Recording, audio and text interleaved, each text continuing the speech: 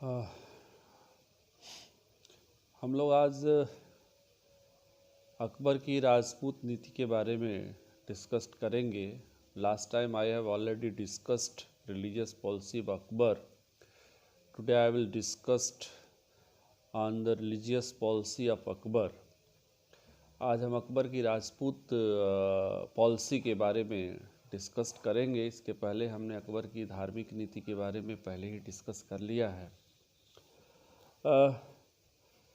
अकबर, जैसा कि हमने पूर्व में आपको बताया है, जब शासन सत्ता उसको प्राप्त होती है तो उसकी उम्र बहुत कम रहती है और अमीर जो बैरम खां है उसके संरक्षण में वह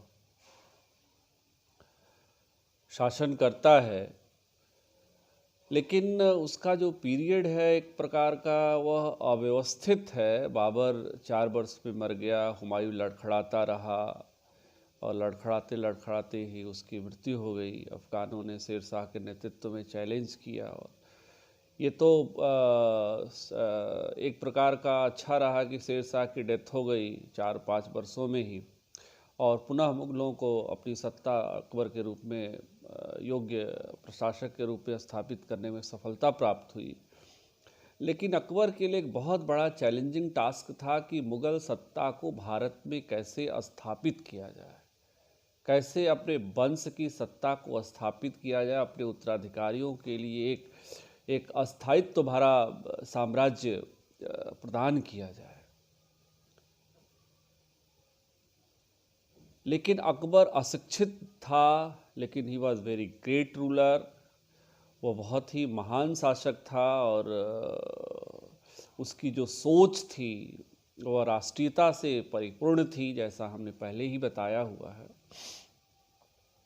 वह अपने पूर्वजों को देख चुका था कि हिंदुस्तान में अगर शासन करना है तो राजपूतों का, हिंदुओं का सहयोग प्राप्त करना अत्यंत ही आवश्यक है। और अगर हम राजपूतों का सहयोग नहीं प्राप्त कर सकेंगे, हिंदुओं का सहयोग नहीं प्राप्त कर सकेंगे, तो इस हिंदुस्तान में मुस्लिम शासन सत्ता को अस्थायित्व प्रदान करना अत्यंत ही कठिन है।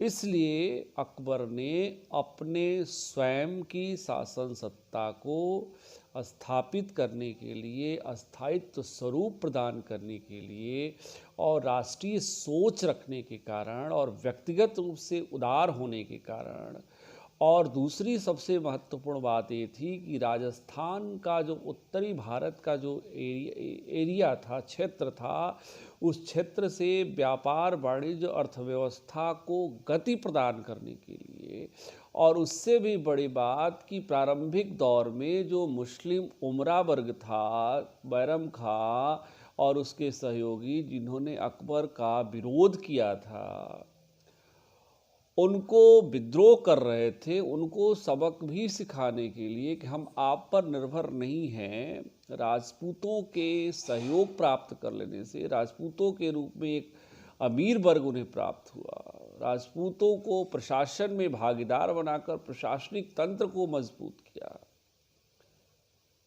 तो इन सब परिस्थितियों में अकबर ने एक ऐसी राजपूत नीति का निर्धारण करने की कोशिश की कि राजपूतों को वह अपना मित्र बना सके, राजपूतों को अपनी अधीनता में ला सके, राजपूत अकबर को यानी मुग़ल साम्राज्य को, मुग़ल शासन सत्ता को का अधीन समझे, उससे अपने आप को अलग न समझे, वार्षिक खिराज भी प्रदान करें और प्रशासन में अपनी सहभागिता भी सुनिश्चित करें। मूलतः अकबर की जो राजपूत नीति थी वह इसी पर आधारित थी कि वह राजपूतों को अपना सहयोगी, अपना मित्र बनाकर उन्हें मुग़ल शासन की अधीनता में ला करके उनके उनके विदेश नीति, उनके युद्ध का निर्धारण स्वयं करने के लिए और वार्षिक रूप से खिराज प्राप्त करने के लिए राजपूतों को अपना सहयोगी, अपना मित्र बनाना चाहता था। यानी कि उसकी राजपूत नीति के मूलतः 4 उद्देश्य थे।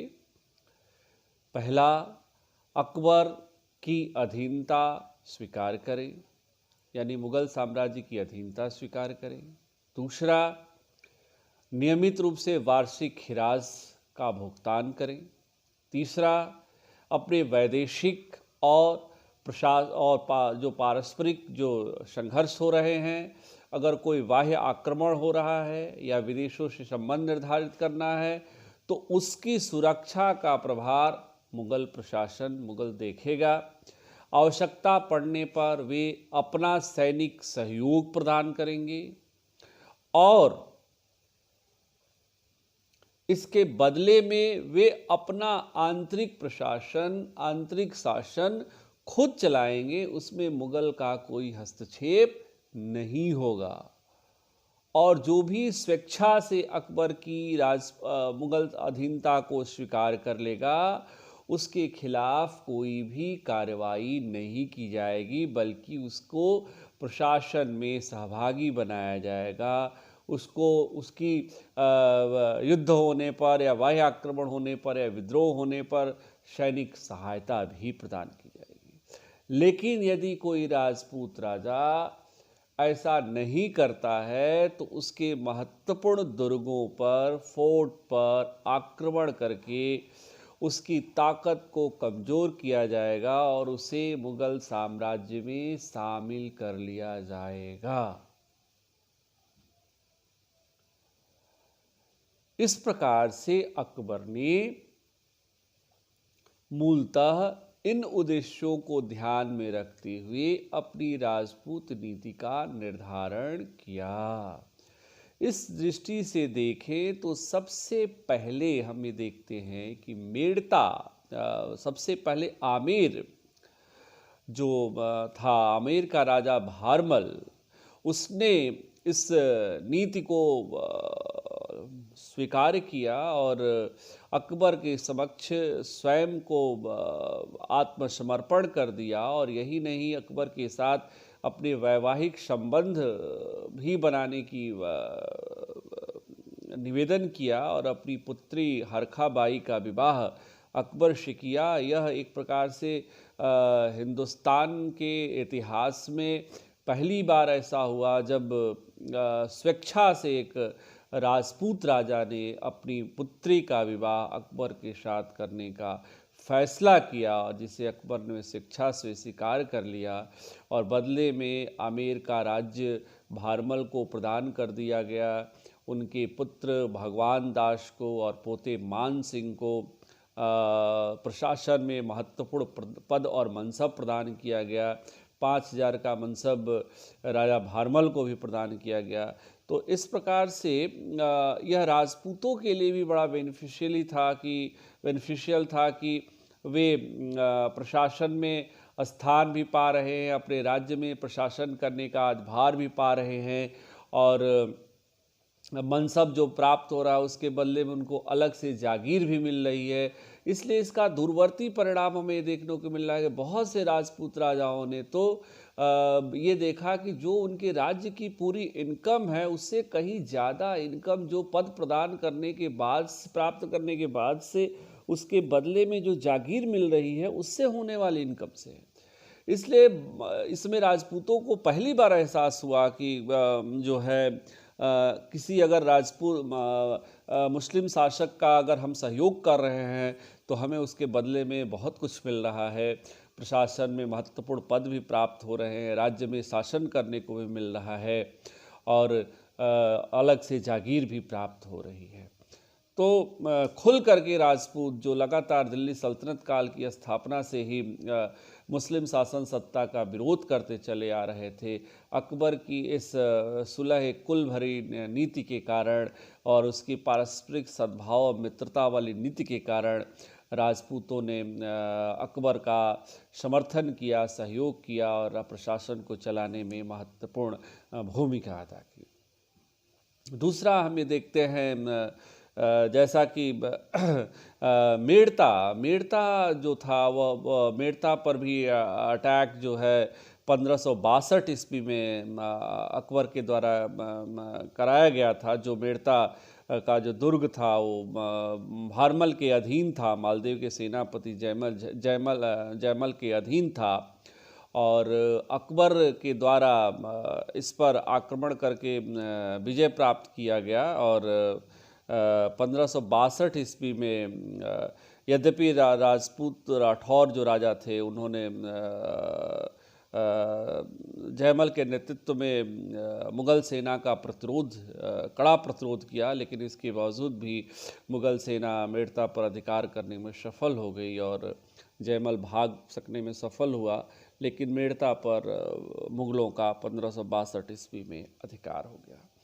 इसके बाद हम देखते हैं 1563 ईस्वी में 1563 में मुग़ल सेना ने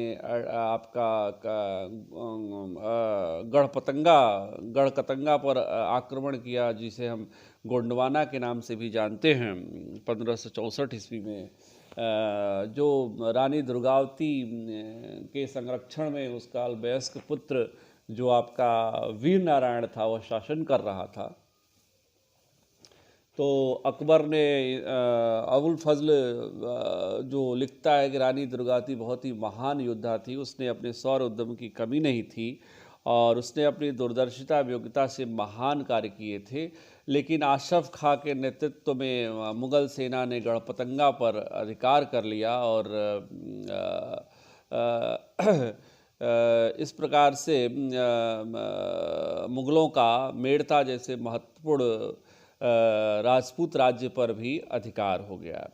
इसके बाद हम देखते हैं कि चित्तौड़ के बारे में ये कह सकते हैं कि चित्तौड़ जो था मेवाड़ के अधीन था और चित्तौड़ ने मुग़ल साम्राज्य की अधीनता स्वीकार नहीं की, जिसका ये परिणाम हुआ कि चित्तौड़गढ़ पर 1568 ईस्वी में 1568 में मुग़ल सेना ने आक्रमण किया।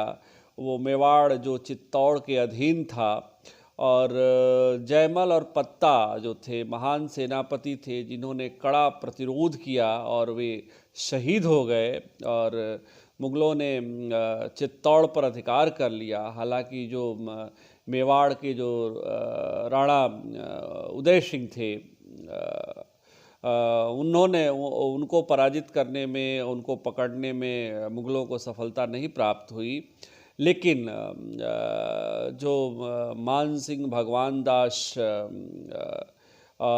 का जो सहयोग प्राप्त हुआ इस विजय में, यह एक बहुत महत्वपूर्ण बात थी कि चित्तौड़ जैसे महत्वपूर्ण दुर्ग पर आसफ खां के नेतृत्व में मुग़लों ने अधिकार कर लिया और जयमल और पत्ता इस वीरतापूर्वक लड़ते हुए शहीद हो गए, जिसकी प्रशंसा अकबर ने करी और फतेहपुर सिकरी के द्वार पर उनके चित्र को अंकित कराया।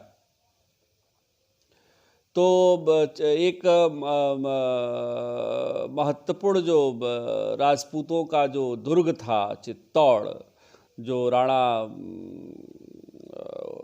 उदय सिंह के अधीन था, मुग़लों ने आसफ खां के नेतृत्व में इस पर अधिकार कर लिया, विजय प्राप्त कर लिया। हालांकि वे उदय सिंह को पकड़ने में सफल नहीं हो सके थे। राणा उदय सिंह के बारे में कहा जाता है कि यह योग्य पुत्र का अयोग्य पुत्र था, जिसके काल में मुग़लों ने चित्तौड़ पर अधिकार कर लिया। और यह एक राजपूत इतिहास में कर्नल टाड जैसा लिखता है कि यह राजपूतों के इतिहास में उदय सिंह का नाम एक कलंकित राजा के रूप में लिया जाता है और हमेशा लिया जाता रहेगा कि उसके अयोग्यता कह सकते हैं, अकर्मण्यता के कारण ही मुग़लों ने आसफ खां के नेतृत्व में चित्तौड़ जैसे महत्वपूर्ण फोर्ट पर अधिकार कर लिया। इसके बाद देखते हैं कि चित्तौड़ जैसे फोर्ट पर अधिकार होने के बाद से अन्य जो राजपूत राजा थे वे डर गए, सहम गए और इसी क्रम में रणथंभौर पर 1569 ईस्वी में, वो भी मेवाड़ के अधीन था, जो जहाँ का राजा रणथंभौर में राजा सुरजनहाड़ा थे, जो मेवाड़ के अधीनस्थ थे, उन्होंने भी मानदास और मान सिंह और भगवान दास की मध्यस्थता के कारण मुगलों के समक्ष स्वयं को समर्पण कर दिया। और इस बारे में अब्दुल कादिर बदायूनी जो मुंतखाबुल तवारिख लिखता है, वह स्पष्ट तौर पर लिखता है कि राजा सुरजनहाड़ा को जब ये पता चल गया कि चित्तौड़ जैसे महत्वपूर्ण और एक तरीके से मजबूत राजपूतों के किले पर मुगलों ने जब अधिकार कर लिया, तो वे डर सा गया और उसने रणथंभौर का जो किला था वह समर्पित कर दिया। और अंत में उसने 2 पुत्रों को भी बादशाह की अकबर की सेवा में भेज दिया। इस प्रकार से राजा सुरजनहाड़ा को अकबर ने क्षमा प्रदान किया और उसे अपने शाही सेवा में भर्ती कर लिया। इसके बाद हम देखते हैं कि कालिंजर एक महत्वपूर्ण राज्य था जहाँ का राजा रामचंद्र देव था। और वही हुआ कि चित्तौड़ की विजय से सभी डर से गए थे। और राजा रामचंद्र देव ने हालांकि प्रारंभ में मुगल सेना का प्रतिरोध करने का निश्चय किया था, लेकिन बाद में जब उन्हें पता चला कि इतना मजबूत और सुदृढ़ दुर्ग चित्तौड़ पर अधिकार हो गया है, रणथंभौर ने भी समर्पित कर दिया है, तो इन्होंने भी आत्मसमर्पण करने का फैसला लिया। और रामचंद्र देव के साथ अकबर ने बड़ी उदारतापूर्ण व्यवहार किया और इलाहाबाद की एक जागीर भी उन्होंने प्रदान की। ठीक इसी प्रकार से जोधपुर और बीकानेर के पर भी आसानी से मुगलों ने अपना अधिकार स्थापित कर लिया। लेकिन जो सबसे महत्वपूर्ण बात जिसके बारे में कहा जाता है कि मेवाड़ जो एक प्रकार का सबसे महत्वपूर्ण किला था, राज्य था और राजपूतों का एक केंद्र था गढ़ का, उस पर अकबर को अधिकार करने में सफलता नहीं प्राप्त हुई। भले ही वह चित्तौड़ पर और आपका रणथंभौर पर, बीकानेर पर और जोधपुर पर, कालिंजर पर अधिकार करने में सफल हो गया, लेकिन मेवाड़ अंतिम समय तक अकबर और मुगल सेना का प्रतिरोध करता रहा। इस क्रम में हम देखें तो पाते हैं कि राणा उदय सिंह की 1572 ईस्वी में डेथ हो गई और उसके बाद राणा उदय सिंह की मृत्यु होने के बाद से राणा प्रताप सिंह, जिसका इतिहास में, राजपूतों के इतिहास में नहीं बल्कि हिंदुस्तान के भी इतिहास में एक महान योद्धा के रूप में नाम लिया जाता है, राणा प्रताप सिंह का गोंगुटा के निकट राज्याभिषेक हुआ। जितना ही राणा उदय सिंह अयोग्य था, उतना ही राणा प्रताप सिंह योग्य और महान योद्धा साबित हुए। और उन्होंने, ये कहा जाता है कि कर्नल टाड लिखता है कि उसने अपनी माँ का बचपन का दूध पिया था और उसने कसम खाई थी कि जब तक हम जिंदा रहेंगे मुगलों को मेवाड़ पर अधिकार नहीं करने देंगे। और अपने इस माँ के वचन को, अपने इस वचन को उसने अंतिम समय तक पूरा किया और मेवाड़ पर मुगल अधिकार नहीं कर पाए जब तक वह जीवित रहा। तो राणा प्रताप सिंह के खिलाफ कार्रवाई करने के लिए मुगल सेना ने 1576 ईस्वी में अटैक किया। गोंगुटा के निकट हल्दी घाटी थी, जहाँ की मिट्टी पीली थी, इसलिए उसको हल्दी घाटी भी कहा जाता है। तो वहाँ पर एक इतिहास का बड़ा ही महत्वपूर्ण यह युद्ध माना जाता है, जो आपके जलाल खां के नेतृत्व में सबसे पहले तो अकबर ने जलाल खां के नेतृत्व में राणा प्रताप के पास मुगलों की अधीनता स्वीकार करने के लिए दूतमंडल भेजा, लेकिन राणा प्रताप सिंह ने उसे अस्वीकार कर दिया। इसके बाद अकबर के क्रोध की सीमा न रही और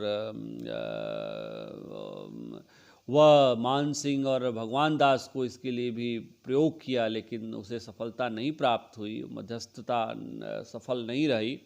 परिणाम स्वरूप मान सिंह के नेतृत्व में अकबर ने 5000 सैनिकों को राणा प्रताप के खिलाफ कार्रवाई करने के लिए भेजा। राणा प्रताप भी मुगलों का सामना करने के लिए हल्दी घाटी के मैदान में पहुँचे और जहाँ पर 1576 ईस्वी में हल्दी घाटी का युद्ध हुआ, जिसमें राणा प्रताप सिंह पराजित जरूर हुए, लेकिन उन्हें पकड़ा नहीं जा सका और वे अरावली की पहाड़ियों में छिप गए और मुग़लों ने गोकुंडा पर अधिकार कर लिया। लेकिन बादशाह अकबर अपने सेनापति मान सिंह और आसफ खां की इस सफलता से संतुष्ट नहीं था, क्योंकि इस युद्ध के द्वारा न तो राणा प्रताप को बंदी बनाया जा सका था और न ही मेवाड़ को पूर्ण रूप से मुग़ल सत्ता के अधीन लाया जा सका था। यह एक बहुत ही महत्वपूर्ण बात है कि हल्दी घाटी के युद्ध में राणा प्रताप पराजित नहीं हुए थे, उन्हें पकड़ा नहीं जा सका था। पराजित जरूर हुए थे लेकिन उन्हें पकड़ा नहीं जा सका था, बंदी नहीं बनाया जा सका था और न ही मेवाड़ पर अधिकार किया जा सका था। यह एक बहुत बड़ी बात थी कि जो है हल्दी घाटी का युद्ध का सिर्फ इतना ही परिणाम रहा कि गोकुंडा पर मुग़ल अधिकार कर पाए थे, लेकिन राणा प्रताप को बंदी नहीं बना पाए थे और न ही मेवाड़ पर अधिकार कर पाए थे। यह एक बहुत बड़ी बात थी और लगातार उसके बाद से राणा प्रताप ने मुग़ल सेना को पुनः संघर्ष करना जारी रखा जब तक वह जीवित रहा। लगातार हर वर्ष कोई न कोई संघर्ष मुग़ल सेना के साथ होता रहा था। उन्होंने अपनी पराजय नहीं स्वीकार करी थी। अंततः 1597 ईस्वी में जब राणा प्रताप की मृत्यु हो जाती है, उसके बाद से राणा अमर सिंह को अकबर कोशिश करता है कि वह अधीनता स्वीकार कर ले, लेकिन अमर सिंह ने भी अपने पिता के वचन को पूरा करने का निश्चय किया और जब तक अकबर था उन्होंने अधीनता उसकी स्वीकार नहीं करी और इसके बाद से अकबर दक्षिण भारत में, पश्चिमोत्तर भारत में व्यस्त हो गया था और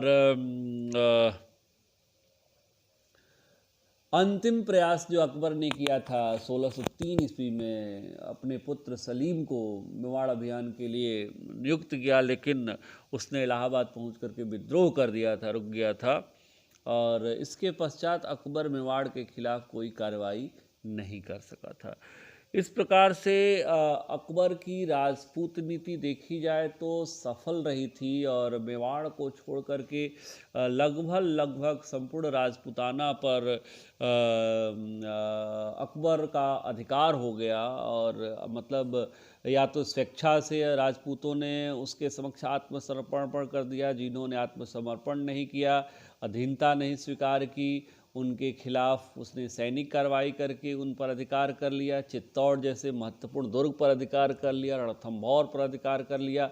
लेकिन मेवाड़ राज्य जो मील का पत्थर था और राजपूतों के शान का प्रतीक था, हिंदुस्तान का किसान का प्रतीक था, उस पर अकबर चाह करके भी सफलता नहीं प्राप्त कर सका। और यह बात जरूर है कि कुछ इतिहासकारों ने अकबर और राणा प्रताप के मध्य संघर्ष को एक धार्मिक जामा भी पहनाने का प्रयास किया है, लेकिन यह इतिहास की दृष्टि से निराधार है, कोई इसका तर्क नहीं है, आधार नहीं है। यह पूर्ण रूप से एक प्रकार से राजनीतिक युद्ध था। अकबर उदार था और अकबर के मन में ऐसी कोई भावना नहीं थी कि वह हिंदू और मुसलमान के बीच यह युद्ध हो रहा है। अकबर की तरफ से भगवान दास, मान सिंह और टोडरमल जैसे योद्धा, राजपूत योद्धा युद्ध में राजपूतों के खिलाफ ही लड़ाई लड़ रहे थे। तो और मुसलमानों की तरफ से जो है मेवाड़ की सेना के साथ हकीम खां, जो सूर अफगान था, सैनिक था, के साथ जो है मेवाड़ की सेना के एक भाग का नेतृत्व कर रहा था। यानी कि मेवाड़ के साथ हकीम खां भी था मुसलमान और अकबर मुसलमान के साथ टोडरमल, भगवान दास और मान सिंह जैसे नेता, सैनिक योद्धा इसमें शामिल होकर के युद्ध लड़ रहे थे। इसलिए इसका कोई आधार नहीं कि यह हिंदू मुसलमानों के बीच लड़ा गया एक प्रकार का धार्मिक युद्ध था। यह विशुद्ध रूप से एक राजनीतिक युद्ध था, संघर्ष था, जहां सत्ता की प्राप्ति और अपने साम्राज्य को स्थायित्व करने के लिए राजपूत भी लड़ रहे थे अपने राज्य को बचाने के लिए, और अकबर अपने साम्राज्य को स्थायित्व प्रदान करने के लिए राजपूतों का सहयोग प्राप्त करना चाहता था, मित्रवत संबंध बना करके, युद्ध के द्वारा, या फिर उनके महत्वपूर्ण दुर्गों पर अधिकार करके, या फिर वैवाहिक संबंधों के द्वारा। अकबर इस हद तक काफ़ी इसमें सफल रहा और एक मिसाल कायम की कि राजपूत जो 500 से अधिक वर्षों से लगातार मुस्लिम शासन का विरोध करते चले आ रहे थे, वे स्वेच्छा से अकबर के मित्रवत बन गए, और मित्र ही नहीं बल्कि अकबर के साम्राज्य विस्तार में हर स्तर पर उन्होंने अपनी सैनिक सहायता भी प्रदान की। तो इस प्रकार से अकबर की राजपूत नीति हमें देखते हैं कि सफल रही। जैसा कि आर.पी. त्रिपाठी साहब जिन्होंने rise and fall of the Mughal empire लिखी, उसमें भी उन्होंने स्पष्ट तौर पे लिखा है कि अकबर ने राजपूतों के साथ जो नीति का निर्धारण किया, उससे यह सिद्ध हो गया कि वह न तो उनके राज्यों पर अधिकार करना चाहता था और न ही उनके सामाजिक, आर्थिक और धार्मिक जीवन में हस्तक्षेप करना चाहता था। यानी कि वह उनके किसी भी प्रकार के आंतरिक मामलों में न तो हस्तक्षेप करना चाहता था और न ही उनके राज्य पर अधिकार करना चाहता था, बल्कि वह चाहता था कि राजपूत उसकी अधीनता को स्वीकार कर ले, उनके मित्र बन जाएं, वे अपने आप को अलग न माने बल्कि मुग़ल साम्राज्य के अधीन माने, वार्षिक खिराज देते रहें, ज़रूरत पड़ने पर सैनिक सहायता करते रहें, और इन सब उद्देश्यों को प्राप्त करने में अकबर सफल रहा। और इस दृष्टि से कहा जाता है या कहा जा सकता है कि अकबर जिन उद्देश्यों को लेकर के अपनी राजपूत नीति का निर्धारण करता है, उसको प्राप्त करने में वह पूर्णतः सफल रहता है। आशा है आपको मेरा यह लेक्चर भी पसंद आया होगा। यह लेक्चर हम आपको अपने YouTube चैनल पर अपलोड करेंगे, जहां पर आप उसको कभी भी देख सकते हैं, और इसको आप ज़रूर लाइक करें, शेयर करें और सब्सक्राइब करें अगर आपको अच्छा लगता है तो। Thank you so much.